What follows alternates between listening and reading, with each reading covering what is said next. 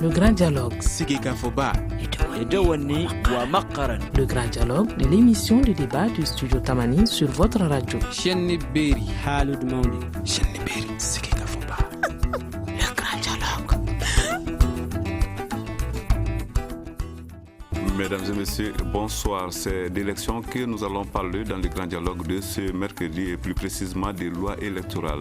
En effet, c'est hier que les députés de l'Assemblée nationale ont examiné le nouveau projet de loi électorale, un projet de loi qui annonce donc des changements notoires. C'est ainsi que le document prévoit de faire passer la caution pour l'élection présidentielle de 10 millions de francs CFA à 35 millions de francs CFA, de même que le parrainage de chaque candidat par un nombre de 15 députés et 5 conseillers nationaux. Alors, sur quoi repose cette volonté de changer la loi électorale qui pourrait apporter des changements annoncés au système démocratique malien? Comment la classe politique apprécie-t-elle le projet de loi en question? Ce sont là quelques-unes des questions que nous allons adresser, nous allons partager donc avec nos invités qui sont Honorable Boubacar Sissoko, puisqu'il est député RPM. M. Sissoko, bonsoir. Bonsoir. Nous avons Nuhou Sarr, le président du Front africain pour le développement et l'opposition. M. Sarr, bonsoir. Bonsoir. Également présent dans ce studio, Draman Diarra, le président du réseau d'appui au processus électoral APM. M. Diarra, bonsoir. Bonsoir. Alors, dans d'un moment à l'autre, nous pourrons avoir en ligne, nous l'aurons certainement, Cheikh Oumar Diallo qui est de ADP Maliba. Cette émission vous est présentée par Seydou Fomba. Le grand dialogue. À toutes et à tous, bienvenue. Alors, je vous le disais en introduction, la loi électorale de 2006 va être en principe remplacée par une nouvelle loi dont le projet a été examiné hier par les élus de la nation. Première question, la loi électorale de 2006 serait-elle désormais caduque? Je pose la question à vous, M. Sarr. Nuhou Sarr, donc, qui est du Front africain pour le développement. Merci beaucoup, M. Fomba. Merci à Studio Tamani pour ce débat. Pour répondre directement à votre question, la loi de 2006 n'est pas encore caduque parce que le nouveau projet de loi sur la table de l'Assemblée nationale n'a pas encore été adopté de façon officielle. Elle n'a pas adopté, ce qui ne prouve pas que la loi est caduque. Une fois qu'on fait une proposition, puisque si on vient avec un projet de loi alors, électoral, ça veut dire qu'il y a quand même quelque part un problème, mais qu'il y a des choses à changer. Il y a certes une volonté de changer cette loi, qui, de notre point de vue, est une volonté très mal inspirée, parce que nous estimons que le Mali est un État démocratique et personne ne peut s'arroger le droit de juger de l'opportunité d'une candidature ou pas. Avant de rentrer dans le détail de cette loi, il incombe de rétablir un certain nombre de choses. Le ministère de l'administration territoriale a mis en place avec les partis politiques, certains partis politiques, parce que ce n'était pas tous les partis politiques, un comité chargé d'élaborer, de faire une proposition de projet de loi électorale. Je voudrais dire ici que ce comité ayant travaillé à déposer un rapport qui ne reflète pas, je cite Temore Chulenta, qui est le rapporteur du dit comité, ce rapport ne reflète pas le projet de loi aujourd'hui sur la table de l'Assemblée nationale. Alors, nous allons à présent nous tourner du côté de Boubacar Sissoko, qui est député RPM. Honorable, dites-nous, changer la loi électorale au Mali, c'est une nécessité aujourd'hui? Bonsoir, M. Fomba. Je profite de cette occasion pour adresser mes vives salutations à tout l'auditoire de Studio Tamani. Vous remercier vous-même pour nous avoir donné l'opportunité d'apporter des éclairages sur un sujet aussi brûlant de la nation aujourd'hui. Vous savez, c'est la loi numéro 06-044 du 4 septembre qui gérait les élections en République du Mali. De son adoption à aujourd'hui, cette loi a subi beaucoup de modifications pour prendre en compte les préoccupations convenues entre le gouvernement, la classe politique, la société civile. Vous savez, nous sommes dans un contexte aujourd'hui spécial. Le Mali était dans une situation de guerre. Et je peux même dire que nous sommes en guerre. L'État n'existait pas presque dans les années 92 jusqu'à 93. Grâce à des efforts, nous sommes arrivés à décrocher le 15 mai et le 20 juin un accord a été signé, accord issu des processus d'Alger. Et cet accord a amené de nouvelles exigences qui ont suscité, qui nous imposent aujourd'hui la relecture de cette loi. Donc c'est vraiment pour prendre en compte ces exigences-là et corriger les insuffisances institutionnelles qu'impose l'accord de paix d'Alger que le gouvernement a vu l'opportunité, la nécessité de relire la loi 06-044 du 4 septembre pour ce faire. Autour du ministre de l'administration territoriale, M. Sall vient de le dire, un comité a été mis sur place. Le dit comité est composé de toutes les composantes, l'opposition, la majorité, les partis centristes, la société civile. Et pendant de longs mois, il y a eu une réflexion, il y a eu la rédaction pour aboutir à ce texte-là aujourd'hui, qui a suivi, je le rappelle, tout le circuit nécessaire pour arriver le 15 juin au niveau du Conseil des ministres pour son adoption. Effectivement, ce projet aujourd'hui est au niveau de l'Assemblée nationale et dès son arrivée, il a été orienté vers une commission spécialisée, dite commission de loi, au niveau de l'Assemblée nationale, qui a procédé à l'identification des personnes ressources pour organiser les différentes écoutes autour de ce projet pour une meilleure compréhension afin d'éclairer la lanterne des autres députés pour arriver à son adoption. Alors maintenant, nous allons demander à Dramane Diarra de l'APM de nous dire s'il pense que c'est aujourd'hui une nécessité absolue de changer la loi électorale. Merci à vous. Merci à Studio Tamani, Fondation Hirondelle et tous vos partenaires. Et bonsoir à tout le monde. C'est vrai qu'on nous a habitués depuis un certain temps à chaque fois modifier la loi électorale à la veille d'échéance de consultation électorale. C'est ce qui fait que, effectivement, depuis quelques années, on a constaté à la modification de cette loi de 2006. Oui, mais dites-nous déjà, est-ce que c'est le moment qui convient quand même pour procéder à ce genre de modification quand on n'est plus très loin des échéances? Ça ne pose pas problème? Bon, déjà, je crois qu'il y a problème depuis un certain temps parce qu'avec le report intempestif des échéances prévues, nous sommes finalement dans un cycle d'imprévu. Mais ce qui est sûr, par rapport à la présente modification de loi électorale, il y a un comité qui avait été convié pour ce faire. Et contrairement à ce qui se dit sur ce plateau et même souvent en dehors du plateau, j'ai entendu même en Conseil des ministres, on a dit qu'après consultation de la société civile, je me porte en faux contre cet état de fait. En fait, le comité était composé uniquement des politiques et des cadres de l'administration territoriale. Donc la société civile n'en a pas fait partie. Au-delà de ça, il y avait un cadre de concertation entre le ministère de l'administration territoriale et la société civile.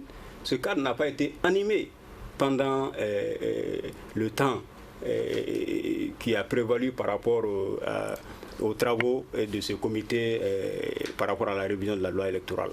Donc ça, c'est une vérité qu'on se doit de rétablir ici. La société civile n'a pas été associée. Cependant, je pense que l'Assemblée est en passe, en tout cas, de rétablir les choses dans leur contexte, en essayant quand même d'écouter certaines structures de la société civile au niveau de la commission des lois constitutionnelles, notamment la nôtre, le réseau APEM. Donc je pense qu'à ce moment, nous serons à même de dire tout ce que nous avons par rapport à ce projet-là. Okay. Est-ce une nécessité absolue? Je ne suis pas sûr que ce soit au regard quand même des nouveautés qui apparaissent dans ces projets de loi, et je ne suis pas sûr que ce soit une nécessité absolue. Parce qu'on parle beaucoup des accords et de l'accord pour la paix et la réconciliation au Mali. Si ce n'est pas l'aspect qui a trait à l'élection de certains élus au niveau des collectivités territoriales au suffrage universel direct, si ce n'est pas cet aspect-là, il y a peu d'aspects qui relèvent quand même de l'accord. Donc je suis sûr qu'il y a d'autres aspects qui sont évoqués dans la loi électorale, notamment par rapport à l'élection présidentielle, qui va plutôt focaliser l'attention de notre débat. Et voilà, et c'est ce qui va faire débat effectivement. Alors, nous allons demander à vous, Nuhu Sarr, vous qui êtes le président du Front africain pour le développement. Alors, il y a eu cette commission, dans cette commission était représentée l'opposition et la majorité, si j'ai bien compris. Oui, certains partis de l'opposition étaient représentés. Notre parti n'était pas représenté à cette commission. Mais ceci dit, cette commission n'a pas déposé un rapport qui est le contraire du document aujourd'hui sur la table de l'Assemblée nationale. Mais comment expliquer cela? Une commission qui travaille un rapport en sort? C'est que quelqu'un a triché quelque part, quelqu'un a falsifié quelque chose. Le rapporteur de cette commission, Temore Chulenta, a dit lors de la rencontre ministre de l'administration territoriale et partis politiques, il a dit à la face du ministre qu'il ne se reconnaît pas. La commission ne se reconnaît pas dans ce projet de loi. Vous voulez dire que c'est le rapporteur lui-même qui ne se reconnaît pas dans les rapports? La commission ne se reconnaît pas parce qu'en tant que rapporteur de cette commission, il a dit que ce n'est pas ce qu'ils ont dit, ce n'est pas ce qu'ils ont demandé. Maintenant, si nous rentrons, nous sortons de ça, que nous rentrons dans la loi en tant que telle, au regard des grands changements, parce que pour moi, les grands changements interviennent au niveau des élections présidentielles. La caution qui passe de 10 millions à 35 millions, le parrainage qui passe de 10 à 15 et 5 conseillers nationaux, cela dénote d'une volonté de verrouiller. Voilà, nous allons revenir à cet aspect de ce débat dans quelques minutes, le temps d'observer une courte pause. Vous écoutez Studio Tamani, votre avis nous intéresse. Écrivez vos commentaires et suggestions sur la page Facebook et dialoguez avec nous. Studio Tamani, c'est aussi les réseaux sociaux. Alors, je rappelle que nous parlons d'élections et plutôt de loi électorale avec le projet de loi électorale qui est examiné par l'Assemblée nationale. Nous en parlons avec Boubacar Sissoko qui est député RPM, Nuhu Sarr qui est du Front africain pour le développement, et Dramane Diarra, le président du réseau d'appui au processus électoral. Pour l'instant, nous n'avons pas pu joindre Cheikh Oumar Diallo qui est de l'ADP et Maliba. Nous avons écouté Sarr qui est donc de l'opposition. À présent, nous allons donner la parole à M. Sissoko. M. Sissoko, on l'a dit, l'opposition qui était là, qui était membre de cette commission, il y avait effectivement la majorité évidemment, mais M. Diarra vient de le signaler, contrairement à ce qui s'est dit, il paraît qu'il y a problème, il paraît que la société civile n'était pas représentée, ou alors peut-être c'est une infime partie qui a été, je ne sais pas. Bon, moi je m'inscris en faux par rapport à ce que je viens d'entendre. Je suis député. Cette commission de travail mise en place par le ministère de l'administration territoriale, je le dis, je réitère, a bel et bien compté parmi ses membres la société civile. La société civile ne se résume pas à son réseau. Okay. Si son réseau n'a Vous aurez l'occasion de réagir, M. Diarra. Allez-y, honorable aussi. Je le dis, je le répète. De toute façon, nous savons tous ici, nous sommes intellectuels. L'élaboration d'un texte de loi, ce n'est pas le hasard, ça obéit à un processus. Et je pense bien que ce projet de loi de modification de la loi électorale a bel et bien suivi le circuit normal. C'est le résultat d'un travail collégial, je le répète, entre une équipe composée des partis de la majorité présidentielle, des partis de l'opposition, des partis qui se disent des centristes, de la société civile autour du gouvernement. par rapport à la nécessité, je l'ai rappelé, nous sommes dans un contexte exceptionnel. Nous avons souscrit à un accord. Cet accord nous impose des exigences qui ne sont pas faisables si nous ne revenons pas, si nous ne réalisons pas cette loi électorale. Ça, c'est quelque chose de partagé par tous. Ensuite, les grands changements, ils en ont dit. Je veux vous rappeler les grands changements que cette loi propose. D'abord, il y a l'institution du suffrage universel direct pour l'élection des conseillers de cercle. Il y a la prise en compte du genre. L'Assemblée nationale a voté le genre dans l'accès aux fonctions nominatives et électives. La définition des mentions complémentaires à porter sur les déclarations des candidatures à l'élection des députés en cas d'institution d'un système de suppléance à l'Assemblée nationale. Il y a le renforcement des conditions de législation des procurations de vote. Il y a la possibilité de transférer le siège de la commission électorale nationale en tout autre lieu du territoire en cas de nécessité. Alors, dites-nous, M. Sissoko, je pense, on ne va pas lire entièrement les textes. Non, c'est-à-dire, vraiment, vous, la presse, je voulais vraiment un truc d'impartialité. Je suis la première personne à être interrompue dans mon raisonnement. Le sujet est d'importance.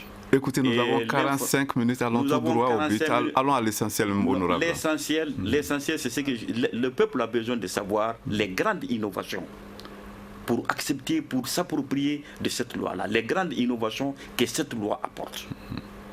Donc c'est pourquoi je dis, vraiment, vous souffrirez que je donne vraiment les grandes... Donnez les grandes lignes, mais les pas grandes lignes. Le texte en intégralité. Ensuite, l'extension de toutes les élections des collectivités territoriales, de la possibilité d'organiser des élections en des dates différentes, en cas de nécessité. L'extension au secrétaire général, c'est-à-dire il y a certaines personnes, la liste a été prolongée. Je dis bien, aujourd'hui, il y a nécessité de relire cette loi électorale. Ce n'est pas la première fois qu'on relit une loi électorale au Mali. Alors, M. Diarra, à présent, l'honorable vient de nous parler un peu du contenu de ce projet de loi. Qu'est-ce que vous retenez là-dedans qui puisse faire en sorte qu'on prenne en charge les réalités du jour, les changements intervenus au pays, dans les pays pendant ces dernières années? Avant de répondre par rapport à ces préoccupations majeures qui seraient prises en charge par cette loi-là, j'insiste par rapport à ce que Honorable Sissoko vient de dire concernant l'inclusivité de ce projet de loi. Je le mets au défi de nous dire ici sur ce plateau quels sont les membres de la société civile qui ont fait partie de ce comité de révision de la loi électorale. Je le mets au défi de nous dire ici sur ce plateau quelles sont les structures de la société civile qui ont été consultées par rapport à cette loi électorale. Si ça a passé même en Conseil des ministres, ça veut dire que c'est un mensonge à haut niveau, parce que ça n'a pas été fait. Et depuis le 2 février 2016, nous avons dénoncé et par écrit cet état de fait-là. Le fait que le ministre de l'administration territoriale a marginalisé la société civile quant à ce processus de révision de la loi électorale. Quels sont les éléments majeurs proposés? Il y a effectivement, nous n'en sommes pas encore à l'élection présidentielle, mais il y a des dispositions qui touchent. D'ailleurs, je crois que s'il y a des tollés aujourd'hui par rapport à cette loi, il s'agit de ces dispositions de l'article 147 qui touchent aux conditions de candidature par rapport à l'élection du président de la République. Il s'agit, entre autres, de la caution qui passe dans les 2 jours de la présentation de la candidature, la caution qui passe donc de 10 millions à 35 millions. Et je crois que les initiateurs de cette proposition-là auront du pain sur la planche. Je voudrais justement poser la question, quand on passe à plus du triple de la question de la caution, qu'est-ce que cela peut apporter? Qu'est-ce que ça va apporter d'important? Quel est le but visé ici? Parce que là, je n'étais pas là-bas, parce que si j'étais là-bas, c'est sûr que ça n'allait pas être ma proposition, parce que ce qui change, c'est le niveau de la caution, de 10 millions à 35 millions. Sinon, le fait que lorsque le candidat va recueillir 5% des suffrages exprimés et il lui sera rétrocédé les 50% du montant de la caution déboursée. Donc ça ne change pas. Alors qu'est-ce qui change ici? Parce que moi je suis même peut-être contre ce principe-là. Parce que ça mercantilise. Ça mercantilise dans un pays comme le nôtre. Et on est en train de basculer dans le mercantilisme par rapport à l'organisation des élections chez nous. Et qu'est-ce qui va arriver? Parce que même si on met à 100 millions, des gens vont pouvoir amasser cette somme-là. Mais ça nous renvoie à quoi? C'est que les candidats peuvent rentrer dans des réseaux mafieux. Et lorsqu'ils sont dans ces réseaux mafieux, ils ne vont pas tarder à tomber. Le régime va tomber dans des magouilles, dans des détournements de fonds. Puisque ceux qui étaient là en amont à appuyer le candidat vont être là pour recueillir, pour prendre leur ressources par rapport à la gestion des affaires publiques. Alors, donc ce n'est pas forcément une bonne chose. Nous, Sarr, nous allons vous poser la question qui est celle-ci. Est-ce que cette mesure qui consiste donc à faire passer la caution de 10 à 35 millions, est-ce qu'elle ne va pas surtout favoriser les candidats nantis au détriment des moyens nantis? Or, la fortune, elle est certes peut-être un critère, mais c'est un critère qui a des limites, non? Absolument. Cette disposition est très grave. Très grave en ce sens que comme vient de le dire mon grand frère Diarra, ça mercantilise le processus électoral. Aujourd'hui, quel professeur d'université peut rassembler 35 millions? Aujourd'hui, quel fonctionnaire malien qui, tout naturellement, a le droit de vouloir être président de la République peut amasser cette fortune? Nous avons dit que cette disposition dénote une volonté de verrouiller le système. Mais la conséquence est grave parce que quand vous verrouillez le système à travers de pareilles dispositions, vous mettez un frein aux volontés légitimes des citoyens à vouloir accéder au pouvoir par des voies transparentes et légales, eh bien, vous augmentez la tentation à vouloir accéder au pouvoir par la force. Quant à l'augmentation du nombre de députés en ce qui concerne le parti, justement, on va en parler la disposition, c'est ouvrir la porte à la mafia, c'est ouvrir la porte à toutes sortes de tricheries, de corruption. Pour nous, ce n'est pas acceptable et nous appelons le gouvernement de la République à retirer tout simplement ce projet de loi, à organiser dans le plus bref délai des concertations au plus large, au plus haut niveau, à engager un processus de congrès extraordinaire du peuple. Parce que cette loi n'est pas l'urgence. L'urgence, c'est résoudre la question sécuritaire. L'urgence, c'est faire en sorte que l'économie redécolle. L'urgence, c'est amener la paix. Donc nous pensons que vraiment, le temps n'est pas propice à de pareilles lois. Mais ce n'est pas une première. La loi sur les autorités intérimaires a été adoptée à l'Assemblée nationale. Ce que ça a donné, tout le monde sait. Aujourd'hui, il n'y a pas d'autorité intérimaire. Donc, nous pensons qu'il est indispensable que le gouvernement de la République du Mali rassemble le plus rapidement possible l'ensemble des forces vives de la nation pour discuter de la refondation globale du pays et qu'on cesse de nous distraire très sincèrement. Honorable Sissoko, n'y a-t-il pas effectivement de risque qu'avec le montant de la caution annoncée, la course à la présidence tourne à une course destinée aux seuls riches? Bon, moi, je ne vois pas la chose dans ce sens-là. Je pense que la fonction de président de la République n'est pas une fonction banale. Ce n'est vraiment pas une fonction banale. Cette disposition, je ne vois pas comment 35 millions, combien de Maliens sont en train de construire leur maison aujourd'hui à hauteur de 35 millions? Beaucoup de personnes. Mais je le dis, je réitère, le texte que nous avons aujourd'hui a obéi à un processus normal. Ce texte a passé devant la Cour suprême pour avis. Ce texte a passé devant la Cour constitutionnelle pour avis. Je le dis, la commission qui a été composée, ce n'est pas une commission composée seulement de la majorité présidentielle. Ce n'est pas une volonté, ce n'est pas un texte qui vient du ministre ou en tout cas du gouvernement. c'est le résultat d'une négociation, de concertation. Et la loi est venue à l'Assemblée nationale, ça a été orienté dans une commission spécialisée de l'Assemblée nationale.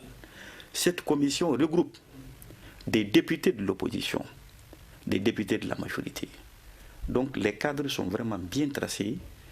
Je trouve que la porte n'est même pas verrouillée, parce que la loi n'a pas encore été adoptée par l'Assemblée nationale. Alors, Monsieur Sogomé, qu'est-ce que concrètement... Vraiment, je ne voudrais pas... Si vous voulez, moi, je peux arrêter, parce que je constate que je suis le seul... Monsieur, nous sommes dans un débat. Nous sommes dans un débat. Écoutez, on va se comprendre. Non, je sais, c'est pas ma première fois de participer à votre combat. Mais Monsieur Fomba, je pense que beaucoup de choses ont été dites ici, vous n'avez pas interrompu. Écoutez, il y a des questions qu'on appelle chez nous, des questions qui surviennent au cours du débat et ça n'a jamais été... Et ces questions se pose à quelqu'un. Ces questions, il y a eu même de l'anticipation. Alors répondez à votre question. Et justement, vraiment, nous sommes dans un processus de raisonnement. Et un intellectuel a besoin de raisonnement. Oui, mais un débat n'est pas un discours. Allez-y, je n'ai vraiment pas fait de discours. Je suis en train de dire que la commission spécialisée de l'Assemblée est constituée de l'opposition, des députés de l'opposition, des députés de la majorité, n'est pas un discours. Ça, c'est un fait. Et tout le monde a son représentant. Le citoyen lambda a la possibilité de se faire entendre au niveau de cette commission en y déposant les propositions d'amendement. Cette proposition est venue du gouvernement.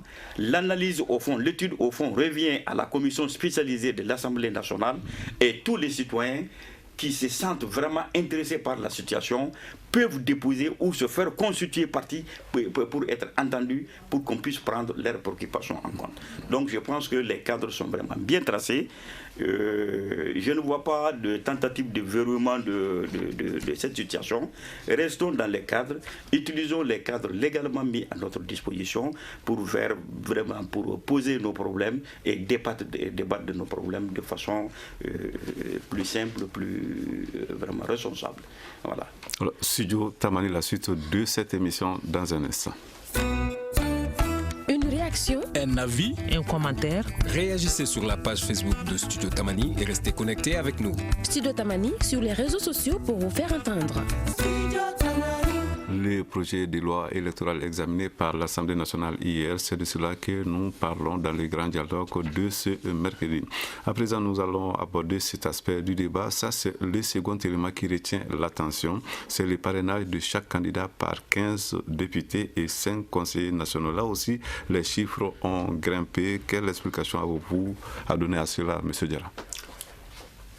Effectivement, comme vous le dites, anciennement, disons plutôt présentement, la nouvelle loi n'est pas adoptée encore. Donc présentement, c'est 10 députés et 5 élus communaux dans chaque région et le district de Bamako qu'il fallait recueillir pour pouvoir valider sa candidature. Maintenant, dans l'actuel projet de loi, ceci doit passer à 15 députés au moins et 5 élus nationaux, pas communaux cette fois-ci, mais nationaux. Donc il y a un durcissement à ce niveau-là. Mais c'est un élément positif, M. Diarra? Je ne pense pas. D'abord, même le parrainage qui est en cours présentement, je ne suis pas d'accord. Je ne suis pas d'accord qu'on spolie les populations en faveur des élus par rapport à ces droits-là. Parce qu'une démocratie, avant tout, c'est le citoyen. Donc, on sait, lorsqu'on transfère tout ce rôle-là, ça c'est le rôle primordial qui revient aux citoyens, désigner les représentants. Mais lorsque pour le président de la République, on va faire en sorte que le jeu se fasse au niveau des élus nationaux et des députés, simplement, on est en train là de transgresser le citoyen dans son droit le plus fondamental. Et pourquoi? Parce que nous voyons, chaque fois qu'il s'est agi vous le constatez avec nous, quand il s'agit d'élire des maires sous l'emprise des lois jusqu'à présent, quand les magouilles qui entourent ces processus de désignation-là, vous le savez, la constitution des groupes parlementaires, le nomadisme que vous voyez là, lorsque nous savons que l'environnement des élus au Mali aujourd'hui est constitué de telle tare-là, on ne peut pas ramener le jeu pour la désignation du président de la République au niveau de ces élus. C'est une injure ici qu'on est en train de faire aux populations. Donc, si on a besoin d'une caution populaire pour la présentation des candidats, il faut recourir à un certain nombre de citoyens. Ça, c'est plus simple. Mais on ne va pas ramener le jeu aux seuls politiques. Ça, c'est inadmissible. Alors maintenant, vous, Noussar, on va vous poser la même question. En ces termes, le système de parrainage qui se renforcerait avec la nouvelle loi attendue, comment est-ce que ce système a d'ailleurs fonctionné jusqu'ici? Quelle est son utilité dans le contexte malien? Encore une fois, je réitère, que ce soit la caution, que ce soit le parrainage, c'est une volonté de verrouiller. Dans toute démocratie, il y a certes la preuve d'une légitimité. Dans les grandes démocraties, on a souvent recours au parrainage citoyen, comme vient de le dire le grand frère Diarra. Le parrainage citoyen nous semble être plus approprié. Aujourd'hui, quand on regarde la configuration politique du Mali, il n'y a mathématiquement que 3 partis politiques qui ont le nombre de députés requis pour être parrainés. Cela n'est pas une chose acceptable de notre point de vue. Aussi, une loi n'a de sens que quand elle prend en compte le contexte général dans lequel il doit s'appliquer. Le contexte aujourd'hui est un contexte malheureusement, et ce que vous savez malheureusement. Donc, nous voulons dire ici que verrouiller le système, c'est préparer le terrain à la prise du pouvoir par la force. Ceci n'est pas acceptable. Donc, nous interpellons les honorables députés, nous interpellons le gouvernement qu'il revoie le plus rapidement possible cette copie.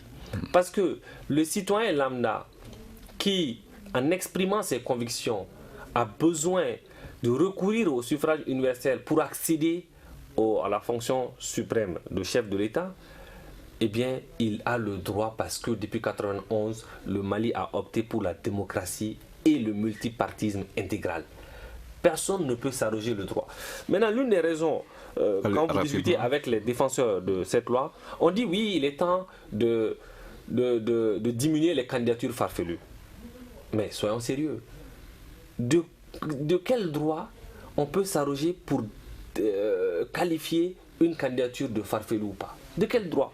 Donc nous estimons encore une fois, M. Fomba, qu'il est impératif que le gouvernement et l'Assemblée nationale. Pour terminer sur cette partie, l'honorable a dit que les amendements sont en train d'être faits, il y a la possibilité d'amendement, mais il faut qu'on dise la vérité. Le gouvernement n'a aucun respect pour cette Assemblée nationale.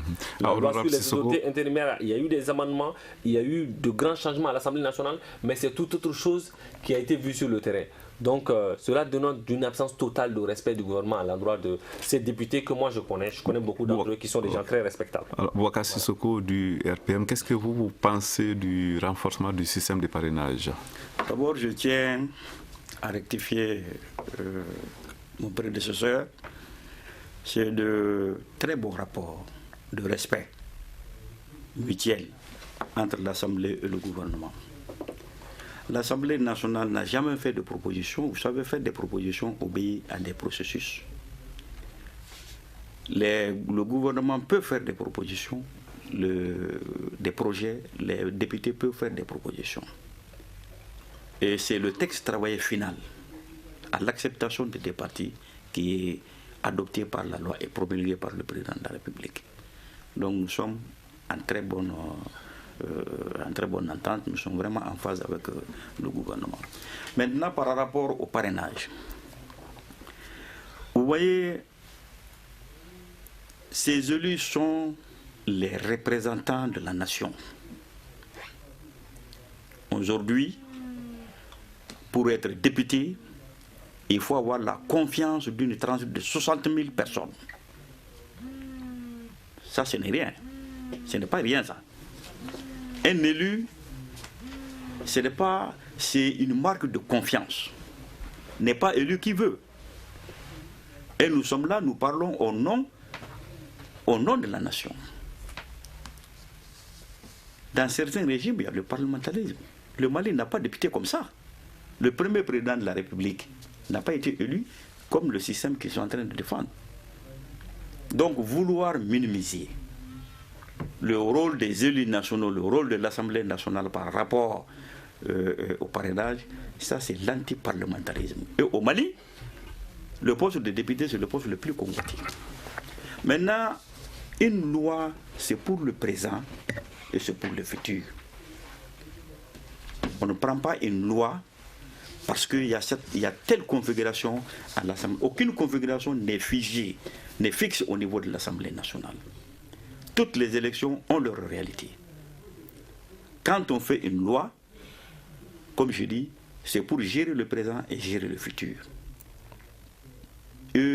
Tous les partis ont concouru dans les mêmes conditions de sens.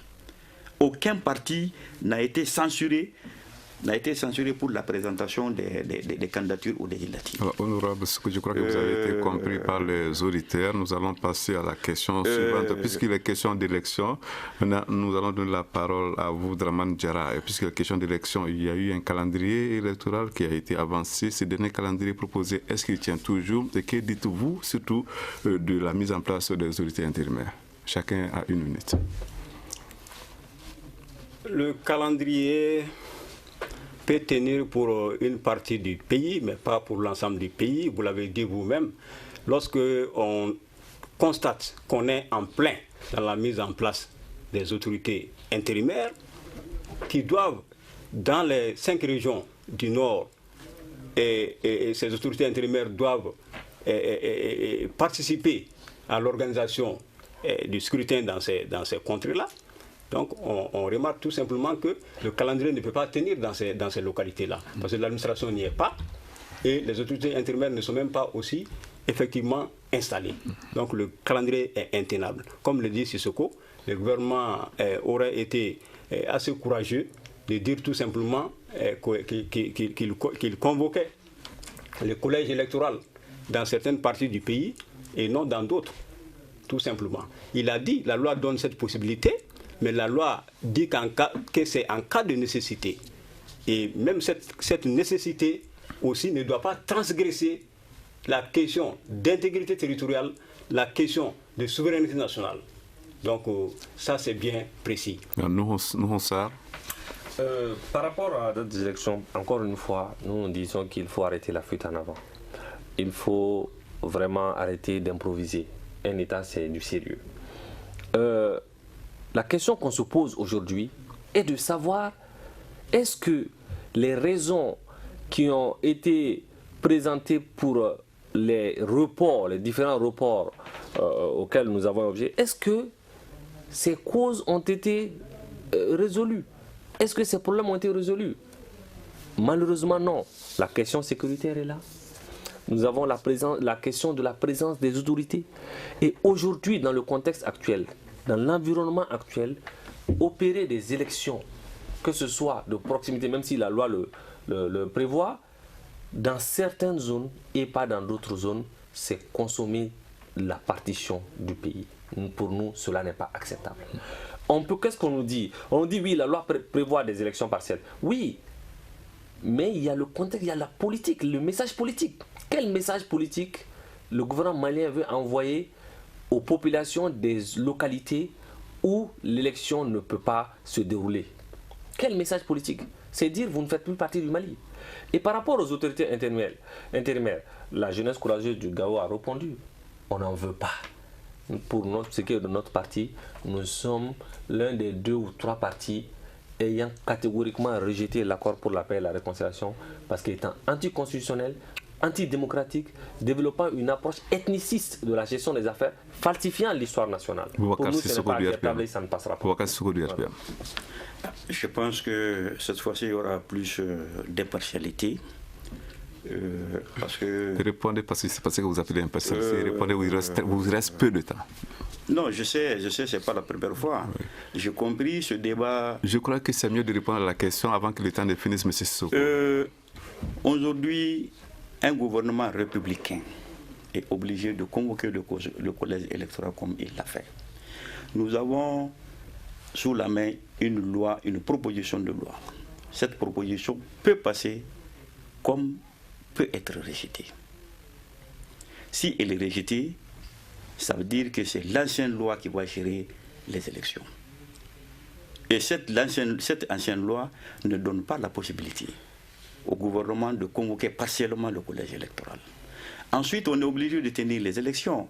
Vous savez, quand nous sommes au communal, le mandat du président de la République ne reste plus que 2 ans. Si les conditions sécuritaires ne s'amélioraient pas, et que le mandat du président de la République arrivait à terme, qu'allez-vous proposer?